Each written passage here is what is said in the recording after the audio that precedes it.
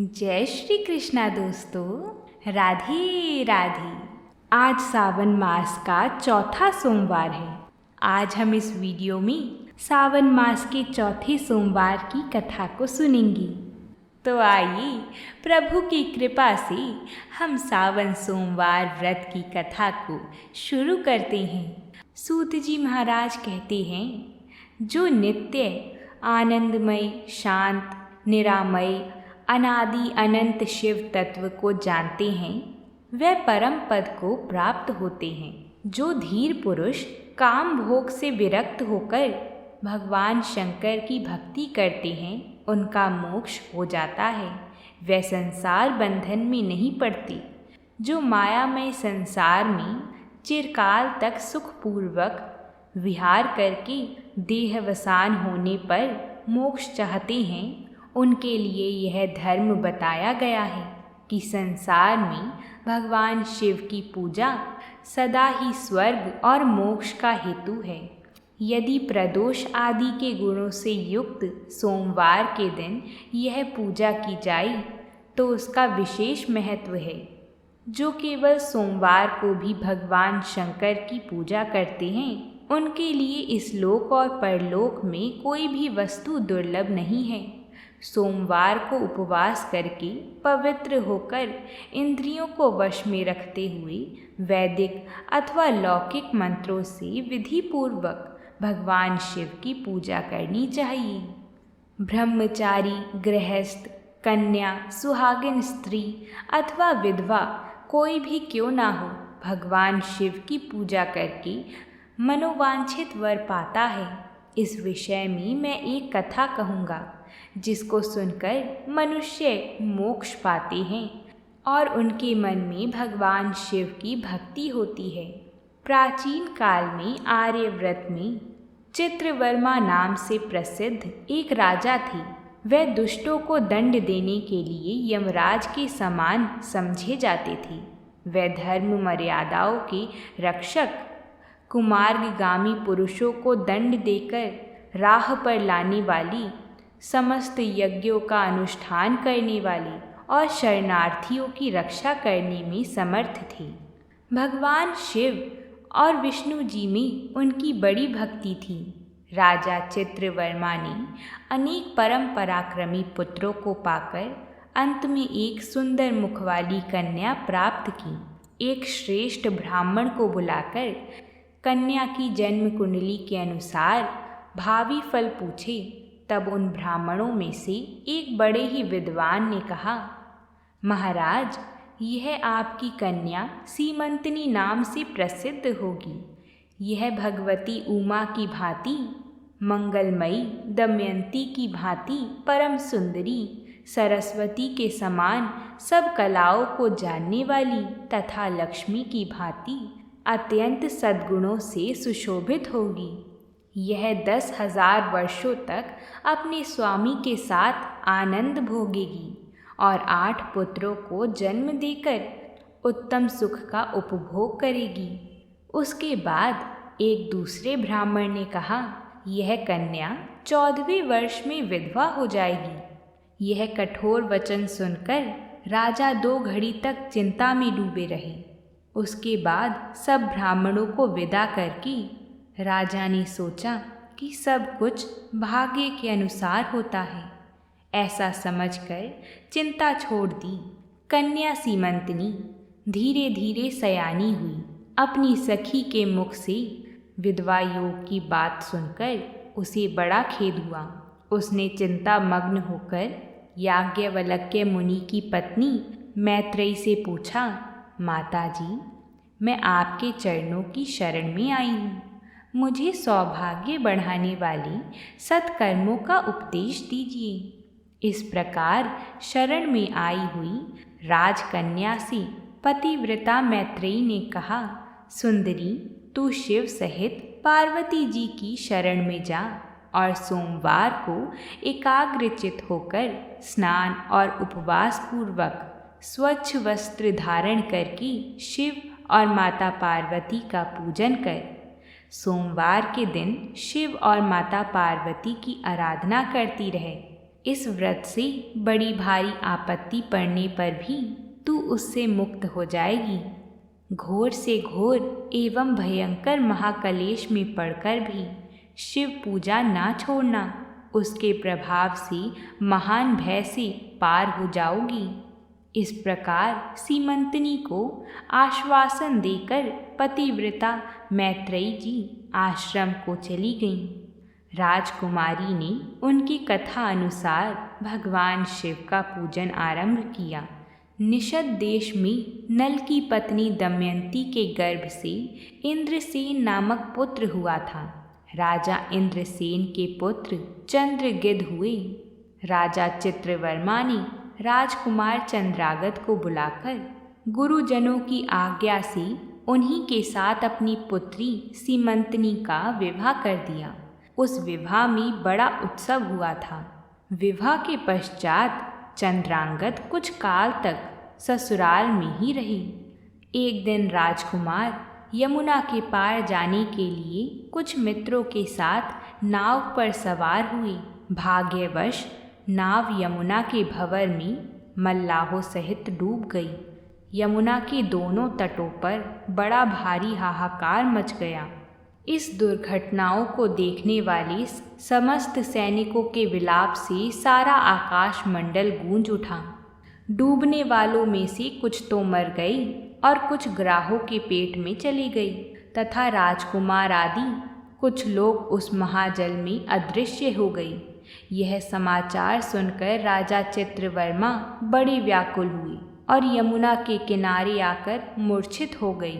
सीमंतनी ने भी जब यह समाचार सुना तब वह अचेत होकर धरती पर गिर पड़ी। राजा चंद्रसेन भी अपने पुत्र के डूबने का समाचार पाकर रानियों सहित बहुत दुखी हुए और सुध-बुध खोकर गिर पड़े। उसके बाद बड़े बूढ़ों के समझाने पर राजा चित्रवर्मा धीरे धीरे नगर में आए और उन्होंने अपनी पुत्री को धीरज बंधाया। राजा चित्रवर्मा ने जल में डूबे हुए अपने दामाद का औधर्वदेहिक कृत्य वहां आए हुए उनके बंधु बांधवों से करवाया। पतिव्रता सीमंतनी ने चिता में बैठकर पति लोक में जाने का विचार किया, किंतु उसके पिता ने स्नेहवश रोक दिया। तब वह विधवा जीवन व्यतीत करने लगी। मुनि पत्नी मैत्रेयी जी ने जिस शुभ सोमवार व्रत का उपदेश दिया था उसे सदाचार परायण सीमंतनी ने विधवा होने पर भी नहीं छोड़ा।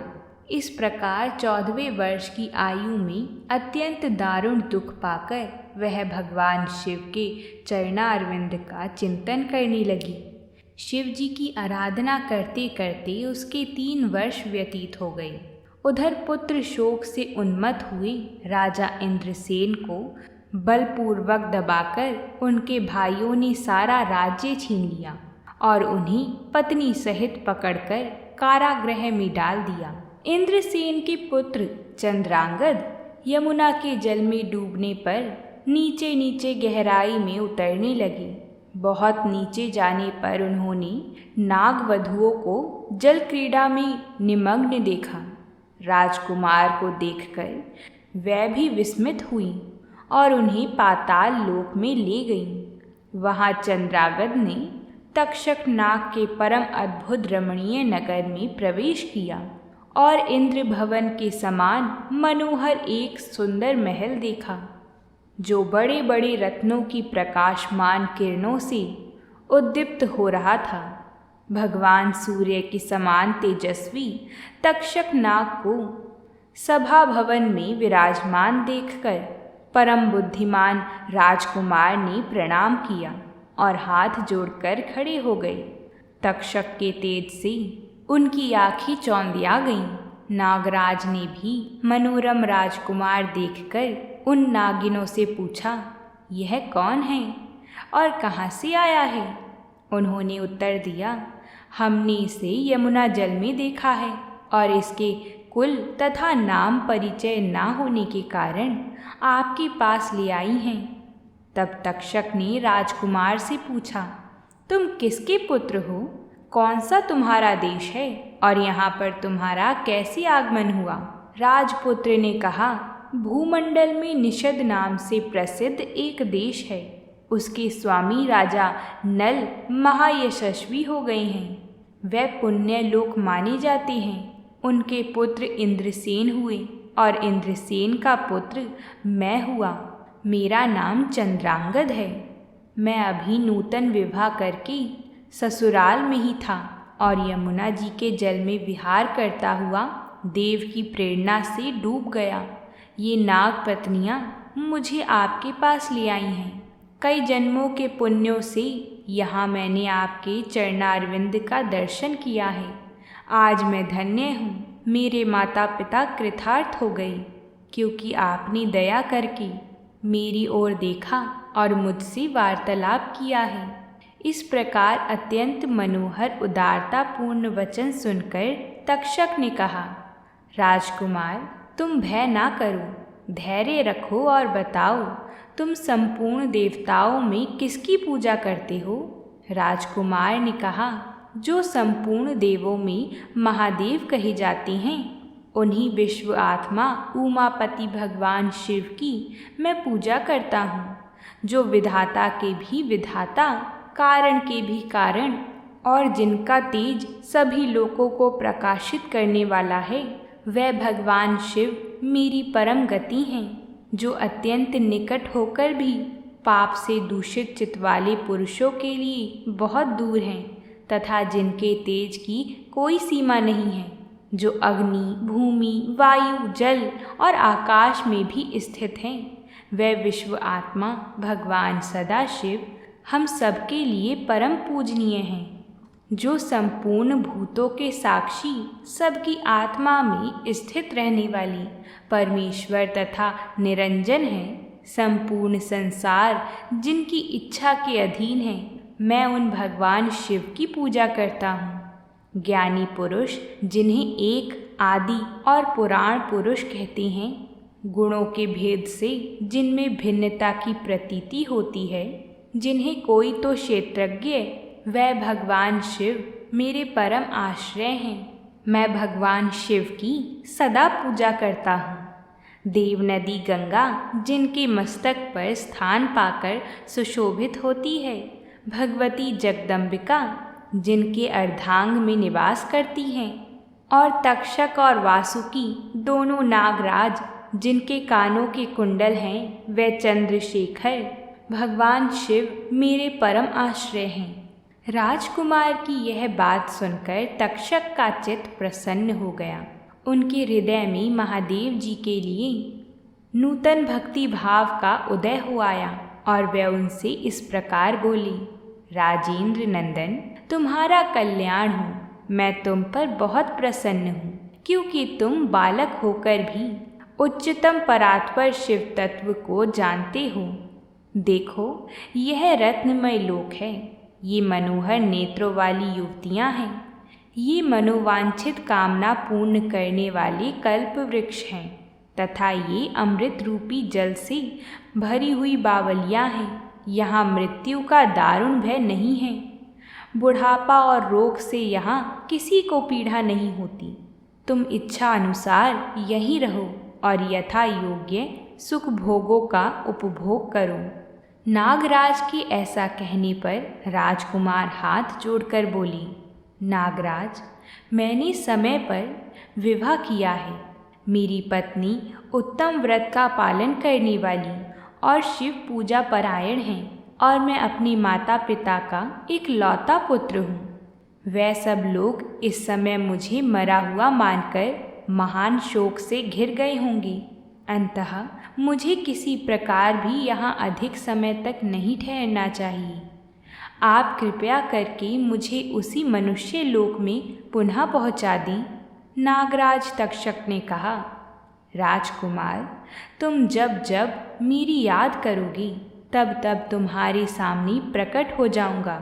ऐसा कहकर उन्होंने राजकुमार को एक सुंदर अश्व भेंट किया, जो इच्छा के अनुसार चलने वाला था।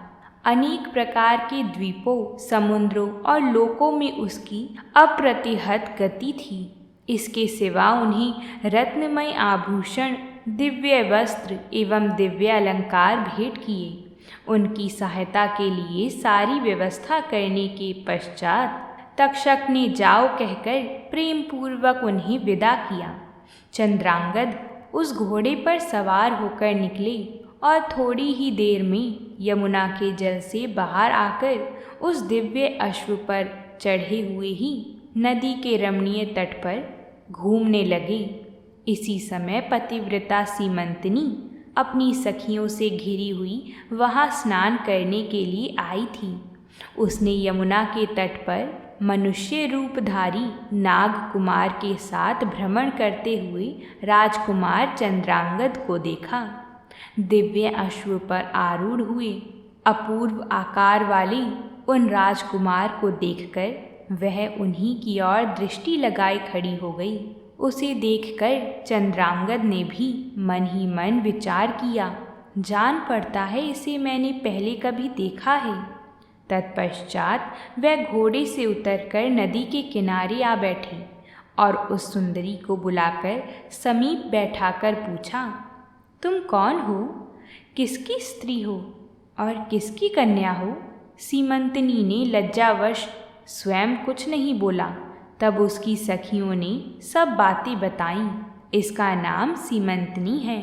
यह निषाद राज इंद्रसेन की पुत्रवधू, युवराज चंद्रांगद की पत्नी तथा महाराज चित्रवर्मा की पुत्री हैं। दुर्भाग्यवश इसके पति इस महाजल में डूब गए। इससे विधवा दुख प्राप्त करके यह बाला शोक से सूखती जा रही है। अत्यंत प्रबल शोक में ही इसने 3 वर्ष व्यतीत किए हैं। आज सोमवार है, इसलिए यहाँ यमुना जी में स्नान करने के लिए आई है।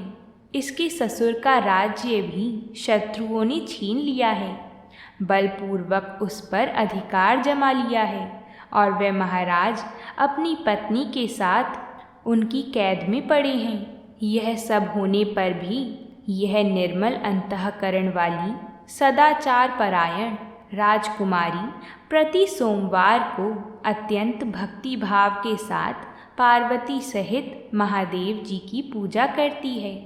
उत्तम व्रत का पालन करने वाली सीमंतनी अपनी सखी के मुख से सब बातें कहलवाकर स्वयं भी राजकुमार से पूछती है, आपके पास खड़े ये दोनों पुरुष कौन हैं? आपने मेरे बारे में इतना सब क्यों पूछा है? मुझे ऐसा जान पड़ता है कि कभी मैंने आपको देखा है। आप मुझे अपने से प्रतीत होते हैं। इतना कहकर राजकुमारी सीमंतनी नेत्रों से आंसुओं की धारा बहाती हुई बहुत देर तक फूट फूट कर रोती रही और मूर्छित होकर पृथ्वी पर गिर पड़ी। अपनी प्रियतमा के शोक का कारण सुनकर चंद्रांगद भी शोक से व्याकुल हो गई और 2 घड़ी तक चुपचाप बैठे रहे। उसके बाद सीमंतनी उठकर राजकुमार की ओर बारंबार निहारने लगी। उसने पहले देखे हुए अंग चिन्हों, स्वर आदि लक्षणों, अवस्था के प्रमाण तथा रूप रंग आदि की परीक्षा करके यह निश्चय किया कि ये अवश्य ही मेरे पति हैं, क्योंकि मेरा हृदय प्रेम से अधीर होकर इन्हीं में अनुरक्त हुआ है। परंतु क्या मुझ अभागिनी को अपने मरे हुए पति का दर्शन हो सकता है? यह स्वप्न है या भ्रम? अथवा मुनि पत्नी मैत्रेयी जी ने जो मुझे यह कहा था कि तुम भारी से भारी विपत्ति में भी पड़ने पर भी इस व्रत का पालन करती रहना, उसी का तो यह फल नहीं है। एक श्रेष्ठ ब्राह्मण ने मेरा 10,000 वर्षों का सौभाग्य बतलाया था। उन ब्राह्मण देवता का यह वचन अवश्य सत्य होगा। यह ईश्वर के बिना कौन जान सकता है। इधर प्रतिदिन मुझे मंगल सूचक शुभ शकुन दिखाई देते हैं। पार्वती देवी के प्राणनाथ भगवान शिव के प्रसन्न होने पर देहधारियों के लिए कौन सी वस्तु दुर्लभ हो सकती है? इस प्रकार भांति भांति से विचार करके उसका संदेह दूर हो गया। तब लज्जा से उसने अपना मुख नीचे की ओर कर लिया। उस समय राजकुमार ने कहा, भद्री, मैं तुम्हारे पति के शोक संतप्त माता पिता से यह समाचार बतलाने के लिए जा रहा हूँ। तुम्हारा कल्याण हो, तुम्हारे पति तुमसे शीघ्र ही मिलेंगे। यों कहकर राजकुमार घोड़े पर सवार हुई और अपने दोनों सहायकों के साथ शीघ्र ही अपने राज्य में जा पहुँचे। वहाँ नगर के समीप ही स्थित होकर उन्होंने नागराज के पुत्र को राज सिंहासन पर अधिकार जमाए बैठे हुए बंधुओं के समीप भेजा।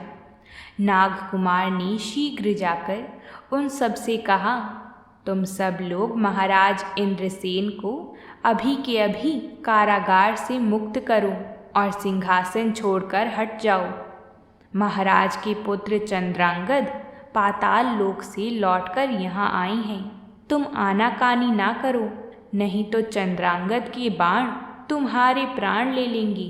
वह यमुना जी के जल में डूबकर नागराज तक्षक के घर जा पहुँचे थे। वहाँ से उनकी सहायता पाकर पुनः इस लोक में लौटे हैं। नाग कुमार की कही हुई ये सारी बातें सुनकर शत्रुओं ने भी बहुत अच्छा ऐसा कहकर उनकी आज्ञा स्वीकार की और महाराज इंद्रसेन को उनके खोए हुए पुत्र के पुनः लौट आने का समाचार बताकर उनका सिंहासन उन्हें लौटा दिया।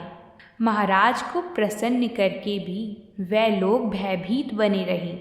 मेरा पुत्र आ रहा है, यह बात सुनकर राजा प्रेम के आंसू बहाते हुए आनंद में डूब गई। यही दशा महारानी की भी थी। उसके बाद सब नागरिक, वृद्ध मंत्री और पुरोहित आगे जाकर चंद्रांगद से मिले और उन्हें हृदय से लगाकर महाराज के समीप ले आए। अपने भवन में प्रवेश करके राजकुमार ने माता पिता के चरणों में प्रणाम किया।